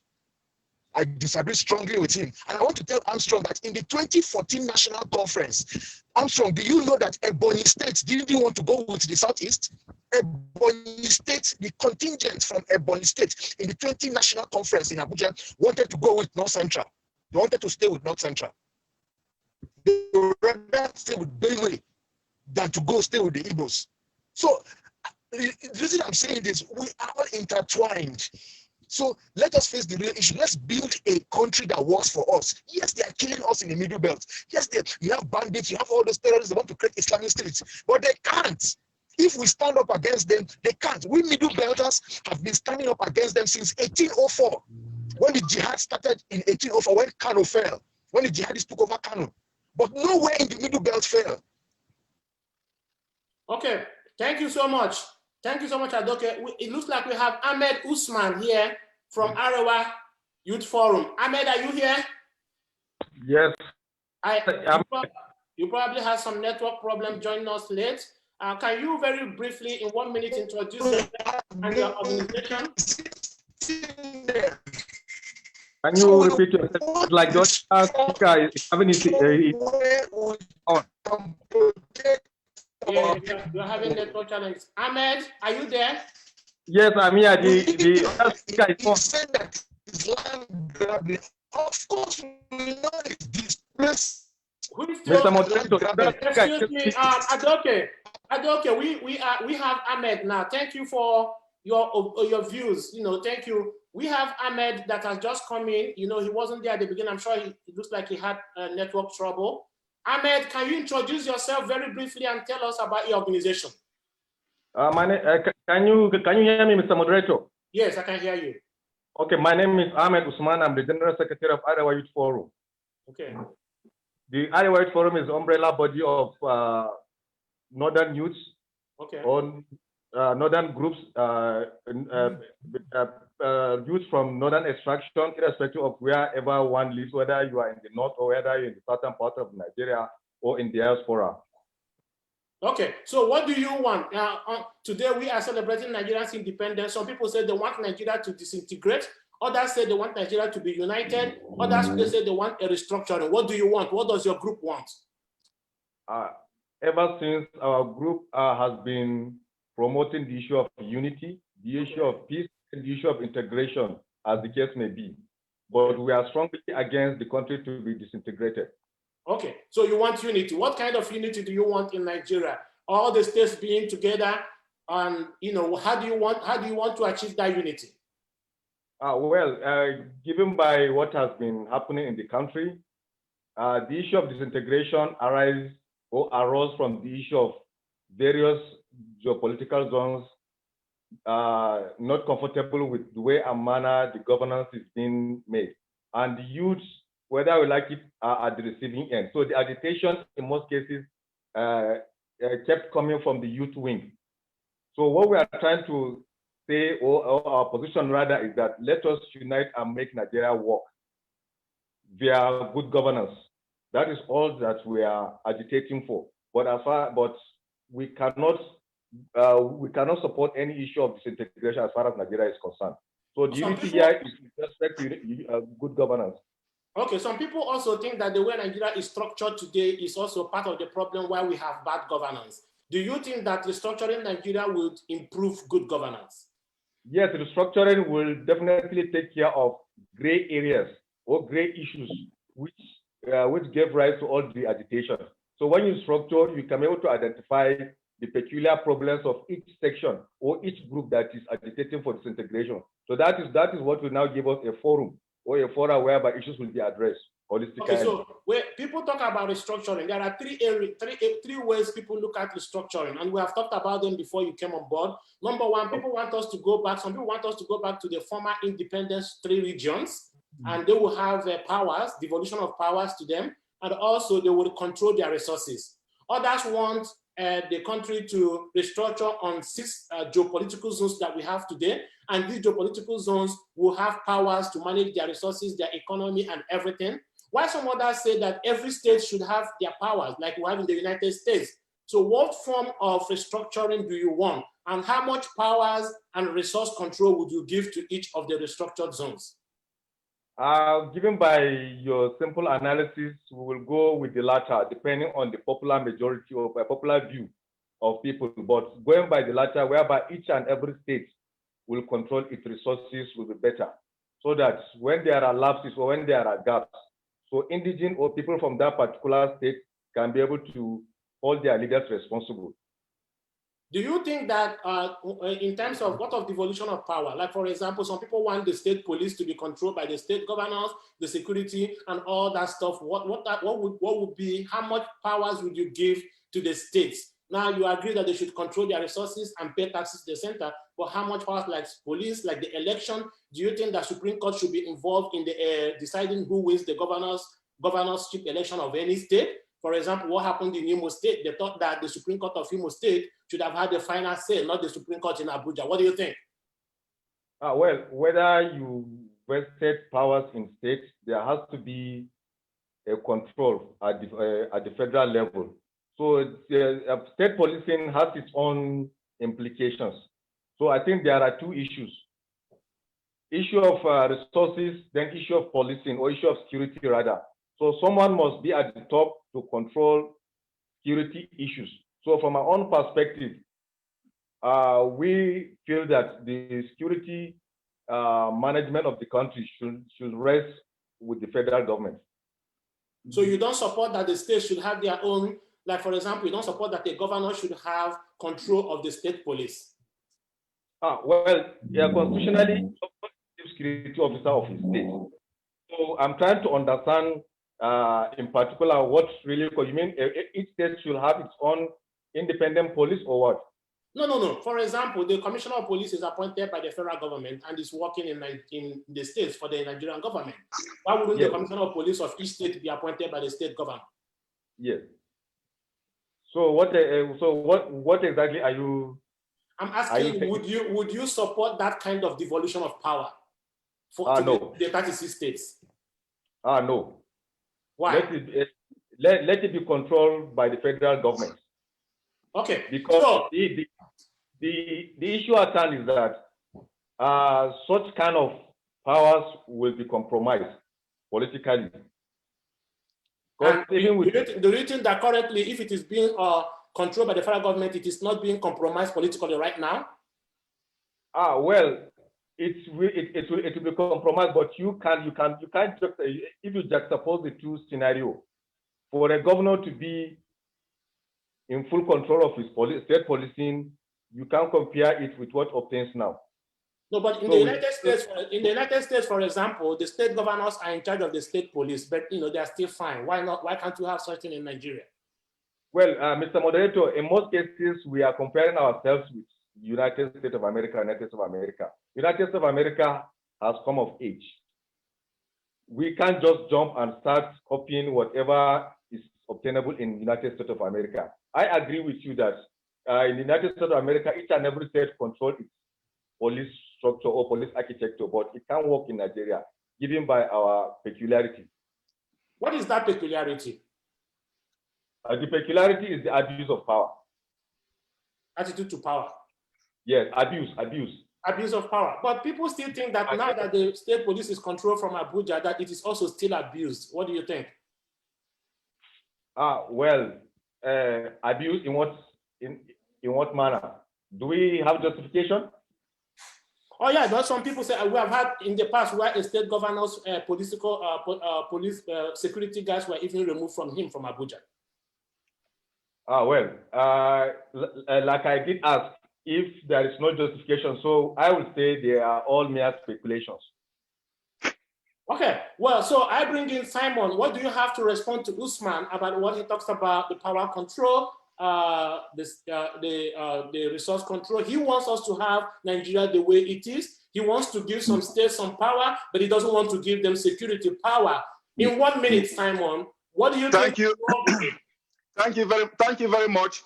It is very, very clear. This is exactly what we are talking about. You see, they know what they are after. And this is what my brother from the Middle Belt, my brother from the Yoruba, Oduduwa, my brother from Biafra, South, they are not getting it. What they are looking for is the total conquest of Nigeria. Now tell me, he is here telling you that, it will be good to do devaluation of power, but not on security. Do you know why? The reason is what is going on now. And this man is not even being truthful. You ask him, is he not the same problem you are having now, that, they are having the issues of that security is being controlled at the federal level? He tell you that is ordinary speculation. Now tell me, will any reasonable human being come online, on live video, to tell you that the security issue in Nigeria is ordinary mere speculation or speculation? That is ordinary. That is heartbreaking to hear that from him. But anyway, my Reverend Father, I want to quickly touch on most of the things they have they complain here.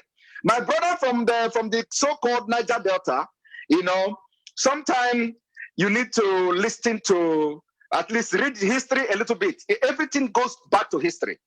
He asks us, what are we going to do in Biafra differently? That the street of Abia State, Aba, is like devastated and all that. What are we going to do different? I'm going to tell him what we are going to do in Biafra. We are going to have what we call the database system in Biafra. First of all, we build Biafra with a database. And he said, are there not going to be the same human being that will run Biafra if Biafra come? We are going to be the same human being, but we are coming from civilization. The civilization of Biafra starts by instituting database system. Nigeria is very far and they can never do that. When we have database system, it will solve 70% of every crime and corruption. First of all, everybody will be taking fingerprint. Any child, if any child is born in Biafra today, he is registered, the child is registered, and by that, you are reducing 70% of the crime, the corruption, The problem you are having in Nigeria now, the security problem, you solve 70% of it. And then he said again that it is poor governance in Nigeria. It is not poor governance. I am telling him now, if he's listening, the reason why Abia State is how it is today is because of the system of Nigeria. The system of Nigeria gave the governor of Abia State the power. Not even the people of Abia State cannot even challenge the governor because of the corruption in Nigeria. It is instituted. I want to read section 14, subsection 2 of the 1999 Constitution as amended. It says, it is hereby accordingly declared that the sovereignty belongs to the people of Nigeria, from whom government, through this constitution, derive all its powers and authority. That is not happening. And every time they tell you it is governance, it is constitution. The constitution is good. Subsection 2A, 2B says, the security and the welfare of the people shall be the primary purpose of the government. Will you say it is happening today? It is there in the constitution. The section 2C says the participation, the people in their government shall be ensured in accordance with the provision of this constitution. And then the section 3, section 14.3 talk about the federal character system. Appointment of the Federation of Nigeria must reflect the federal character system. That is not happening. Okay. So when you talk about the Nigeria cannot work, you have a good constitution, and I am referring everyone watching me today, to go and read section 14 of 1999 Constitution as amended. Also go back to section 15. Why is it not being implemented? Okay, it cannot, because... So, Simon, if we start implementing what is in the Constitution very well, so do you think that there will be no need for Biafra? It can never be implemented very well. Do you know why? Do you know why? Why? Because of this same thing this man answered you, Ahmed. You asked him, why wouldn't you want the state to control the security? He tell you no. That is exactly it. Simon, if we make you the president of Nigeria today, will you implement what is in the Constitution? I cannot implement it. Do you know why? Why? Because I cannot force this man, Ahmed, now to respect the Constitution. They have different way of thinking. We are not thinking the same way. But in Biafra, we have almost the same thinking. And we are going to build Biafra from scratch. Thank you so much. Balogun, I need you. I hope your network is better now. Usman said he wants restructuring, but he doesn't want the regions to control the police. But you want your regions to control the police. You already have Amotekun. What do you say to Usman about this? Balogun. Balogun, are you there? Balogun is not there. We lost him. Okay. Adakole, are you still with us? Okay. So, well, we are coming. Join us in a minute. Okay. So that I know there's a lot of network challenges we are facing, right now from people, because it's been a long conversation. So I'm sure people will be having challenges with their data. So anyway, if we had about Balogun and Adakole in here, I would have loved to find out from them their views, how they would have responded to Usman with regard to restructuring, but without giving them the power to control their security outfit.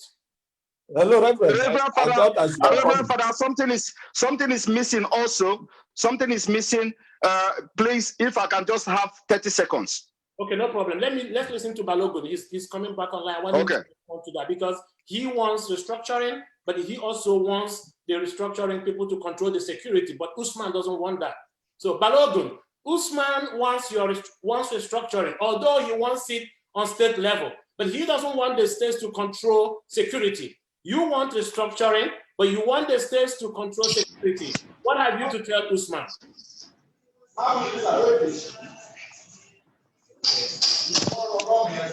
Sorry, I lost the connection. I'm just back. Yes, I said that Usman wants restructuring on state lines. You want to separate on regional lines, and you want the regions to control security like the police. But Usman does not want the regions to control the police. What do you say to him in one minute? I think I've made my position clear on the structuring. That only what we need the center, the federal power to be doing in our restructuring. We have, hopefully, would like to have in our country is a kind of restructuring whereby we have our regional police and regional economy. Because just like what we are experiencing in Southwest now, we have our Amotekun. Amotekun is in charge of our security now. We started taking a kind of a serious the Amotekun taking a serious position in our security architecture in the Southwest. They've started taking in charge of security. The herdsmen are knowing they are not for Southwest. They are knowing where they belong to. The Amotekun are fully in charge of our security. This is the kind of restructuring we expect because our region will be fully in charge of the security of life and property of our people. Okay. So I don't know what Mr. Usman is bearing in mind of saying they don't want a kind of security, a kind of a regional police. They want the federal power to be controlling our security. And what we are experiencing now, it is giving us clear indication that federal government cannot do much on that issue of security. It is the duty of communities, the duty of our region to be in charge of the security of a team. If Arewa can be in charge of their security, if IPOB can be in charge of security, and Yoruba can be in charge of their security, at least from there we can have what we can have a better positioning of our security architecture in the nation. Thank you. So that was my position. Thank you, Balogun. No, at this point, ladies and gentlemen, I have to bring this debate to an end, and I want to tell you that you guys have done really great. We are going to continue this conversation. This is just the starting point, and I want you to know that we are taking notes of your views and your suggestions. These things are going to be in the daily, in the weeks ahead, and we are going to give this conversation wide publicity. We are also going to make our report and submit to the government of Nigeria and to other interested organizations interested in Nigerian unity. So thank you so much. I know that we don't have Reverend Father, this is actually the time. This is the most important time in this whole conversation. You see the position of Ahmed. The position of Ahmed on that security is the biggest and the most important point in this conversation today. And now you are ending it. This is the most important, the position, because this is exactly what happened in 2014 confab. Every region agreed the restructuring of Nigeria. Only one region disagreed, which is the northeast. And there are two regions, northeast and the northwest. They disagree, and that was the reason why you do not see the implementation of national confab today. So now he come here to tell you that yes, he wants restructuring, but he don't want to give the power to this of the security to the state. That is the problem. So there is no way you can restructure Nigeria with this kind of mindset, because there is motive. The motive is how to use the security agency, how to use the security apparatus to take over Nigeria. And they are doing it. Simon, thank you. Like I said, we will continue this conversation, and maybe Ahmed has opened up a door for more conversation around this. Now, I will bring each of you, I'll ask each of you in 30 seconds or less than 30 seconds, please, what message do you have for Nigerian youths on the unity of Nigeria? 30 seconds, please. Balogun, what message in 30 seconds do you have for Nigerian youths about the unity of Nigeria? Just keep it short. Okay, while we wait for Balogun. Darlington, what message do you have for Nigerian youths? What message do you have for Nigerian youths about the unity of Nigeria? In 30 seconds, please. Reverend Father, I will start by accusing you of giving more time to Simon to speak on this panel. I'm disappointed. That said, since you've asked us to make our closing remarks, I want to close by saying that first of all, the unity of Nigeria is non-negotiable. And also, the youth of this country must look in the direction of the leadership of this country. The youth must be interested in how the nation is governed.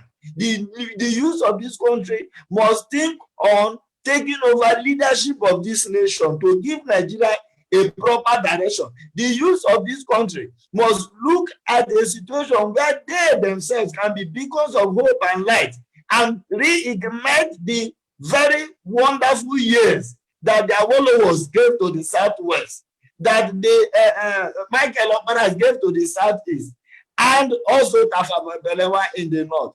And I want to also make a comment. I will not cease to make that comment. I will not forget to say that the thoughts of the people or the operators of the IPOB alone concerning the Niger Delta region makes it a fate or a company. There is no way we can work with them because they feel that the Niger Delta is subservient to the Southeast. And I tell you, I'm telling them that it is a no-no. It will not work. Okay, thank you so much. Balogun, what last word, final word do you have for Nigerian youths? Balogun, are you there? Just 30 seconds. What final words do you have for Nigerian youths about the unity of Nigeria? Well, as an individual, my message to Nigerian youth is just to have better understanding of our country and better understanding of what we need and how to achieve it.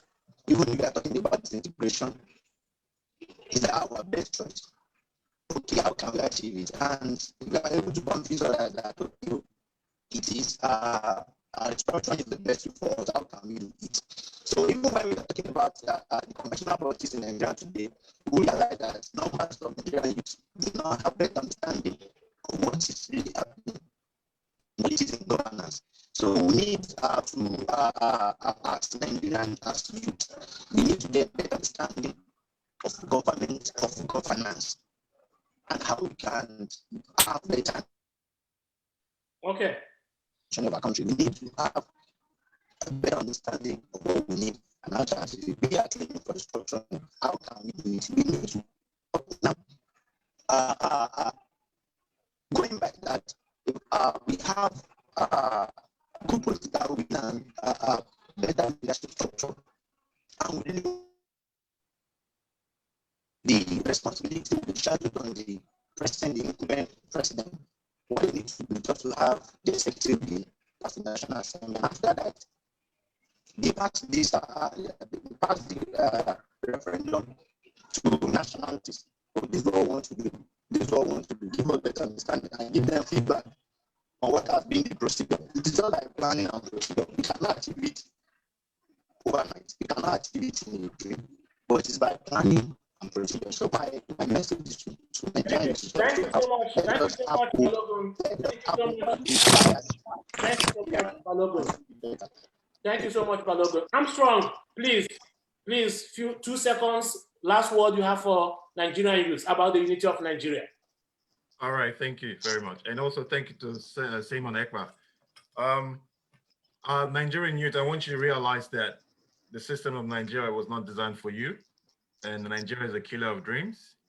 And for example, when you apply for a university degree, you don't get what you apply for. That's one stage to let you know that they've killed your dream. You want to be an engineer, they make you become a social worker. You don't get your course.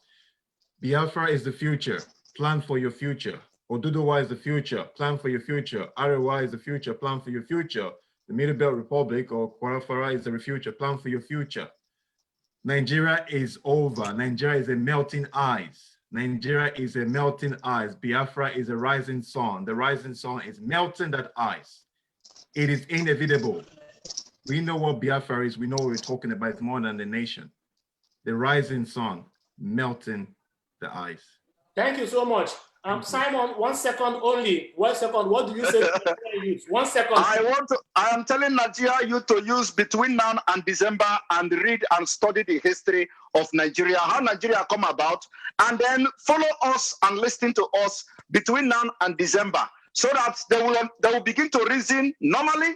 Because when you support Nigeria unity, you are supporting the killing, the ethnic cleansing, the jihad, the terrorists that is going on in Nigeria. And if it is not you today, it may be you tomorrow. If you are not the victim of Fulani beheading today, you may be victim of Fulani beheading tomorrow. That is my message to Nigeria youth. Thank you so much. Thank you so much.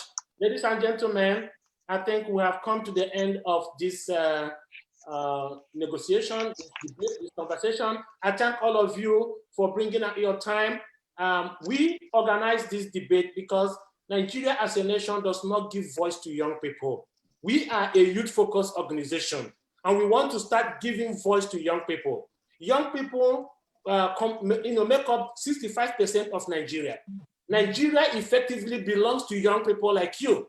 If the government is not giving Nigerian youth a voice, CSAAE will continue to give young people a voice in politics, in governance, in professional life, in career, in entrepreneurship, in business. So go to our Facebook, www.csaaeinc.org, and check out all the programs that we have for Nigerian youths. We are interested in Nigerian and African youths. We know that the future of Africa belongs to the youths, and it is the youths that can make Africa a better place. It is the youths that can end poverty and unemployment and underdevelopment in Nigeria. And so you are youth representatives. We want you to go back to your ethnic groups, to your regional groups, to your groups, and continue to inspire and motivate youths, and continue to create opportunities for the voices of youth to be heard. This conversation is not over. It will continue. And we will continue to tap you guys at the back to come and talk. We have forced Nigeria and the world to listen to the youths because generally they will not allow you to talk. But we have decided to force them, and we thank God for social media. We didn't have to go to the TV to pay money so that they can hear you. So anybody can come here and hear you. So Nigeria must listen to youth. Youth have great ideas. You guys have wonderful ideas. You guys have said a lot of beautiful things here. And I wish the Nigerian government, I wish they are listening to what you are saying. And hopefully they can begin to, use your views and your opinions. Let them count, let them matter. This country, Nigeria, Africa, they all belong to the youths. And you guys must make sure your voices are heard. And you guys must sit on the same table, negotiate and engage each other, and forge a moral consensus about healthy and great development of Nigeria, of Africa.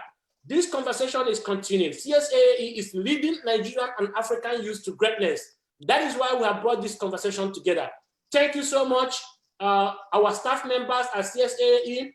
Thank you, Mr. Davidson Nwauju, the program manager of YIP, who actually came up with this idea that we should bring you people together. Thank you for the great work that you did, bringing all these young men and women together. It's been an interesting time. I hope we have enjoyed the rest of our day. You guys are all sitting home today, so find time to reflect about Nigeria's unity, find time to reflect about poverty in Nigeria, find time to reflect about unemployment in Nigeria, find time to reflect about youth restiveness in Nigeria, find time to reflect about terrorism in Nigeria and bloodshed in Nigeria, find time to compare Nigeria and Africa with the rest of the Western world, and ask yourself, are youth taking their place in Nigerian development? Do not allow the older people and the politicians to use you as tools to achieve their selfish needs. You are the leaders of today, not the leaders of tomorrow. Nigeria, Africa, they all belong to the youths. And I want you to all stand up for your rights, all stand up for what is right. Do not allow the politicians and the older people to bias you, to use you for their ethnic and religious and political goals. Do not allow them to use you to achieve their own goals. Do not be playing their scripts. You also have your own head. You can read and study. You can go to the internet. You can Google and come together and ask yourself, where do we go from here as Nigerians? Nigeria and Africa they all belong to you guys, to you youths, and nobody will give you power. You must have to take power by yourself. Thank you, everybody, and God bless you. Thank you.